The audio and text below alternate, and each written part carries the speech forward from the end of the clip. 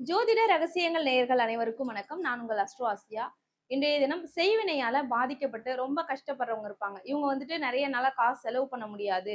அதனால வீட்ல இருந்தே ஏதாவது சொல்யூஷன் தேடுறதுக்கு ஏதாவது சொல்யூஷன் இருந்தா சொல்லுங்க அப்படின்னு சொல்லுவாங்க. அந்த மாரி நபர்களுக்கான ஒரு சின்ன டிப்ஸ் தான் இது. ஆனா இத கரெக்ட்டா நீங்க ஃபாலோ பண்ணீங்க அப்படின்னா, கண்டிப்பா 48 நாட்களுக்குள்ள உங்களுக்கு நல்ல மாற்றங்கள் ஏற்படும். அத பத்தி தான் நம்ம இன்னைக்கு பார்க்க போறோம். வீட்ல தினம் காலையில, சாயந்தரம் 2 வேளையும் மறக்காம தீபம் ஏத்துங்க. குலதெய்வத்துடைய ஃபோட்டோ வச்சு அதற்கு முன்னாடி நீங்க தீபம் ஏத்துறது ரொம்ப ரொம்ப நல்லது. ஆண்டுக்கு ஒரு முறையாவது குலதெய்வம் கோயிலுக்கு போயிட்டு வரணும்னு நான் ரெகுலரா சொல்லுவேன். அப்படி இல்ல, என்னால போக முடியல அப்படின்றவங்க குலதெய்வத்துடைய ஃபோட்டோ வச்சு வழிபாடு பண்ண சொல்லுவேன். ஆனா, மாதத்துக்கு ஒரு முறையாவது அங்காளம்மன் கோவிலுக்கு போயிட்டு வர்றது, குலதெய்வ கோயிலுக்கு போயிட்டு வர்றது, அதே மாதிரி ஒரு உக்கிரமான பெண் தெய்வம் அல்லது காவல் தெய்வம் கோவில்களுக்குலாம் போயிட்டு வர்றது அடிக்கடி. இது தொடர்ந்து பண்ணிட்டு வந்தீங்கன்னா, எப்பேர்ப்பட்ட செய்வன பிரச்சனைகள் இருந்தாலும் உங்களுக்கு பெரிய அளவுக்கு பாதிப்ப குடுக்காது. அதே மாதிரி வீட்ல இருந்து நீங்க லெமன் எடுத்துக்கோங்க. லெமன் வந்துட்டு உங்க தலைய சுத்தி ரிவர்ஸ்ல சுத்திட்டு, ஒரு செவ்வாய்க்கிழமை, மிருகஷீரோட நட்சத்திரம் நாள் அன்னைக்கு, செவ்வாய்க்கிழமையோட மிருகஷீரோட நட்சத்திரம் வருது இல்லையா? அந்த மாரி நாள் அன்னைக்கு செய்யலாம். அதேபோல ஞாயிற்றுக்கிழமை செய்யலாம்.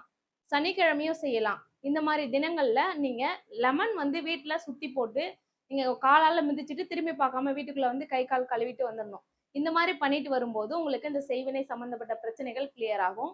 அதே மாதிரி உக்கிரமான பெண் தெய்வம் கோயிலுக்கு போகும்போது, திரிசூலத்துல 3 லெமன்கள் எடுத்துட்டு போயிட்டு, உங்களுக்கு இவங்க தான் செஞ்சிருக்காங்க, இவங்களோட தான் எனக்கு பிரச்சனை ஆச்சு அப்படின்னு உறுதியா தெரியும்னா, அவங்க பேரையே சொல்லி நீங்க சொல்லிட்டு வரலாம். அந்த 3 திரிசூலத்திலயும்.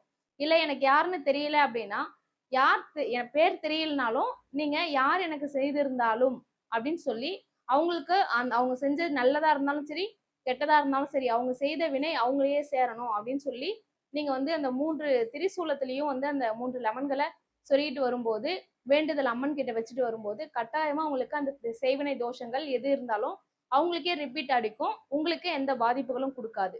இந்த மாரி விஷயங்கள தொடர்ந்து பண்ணிட்டு வாங்க.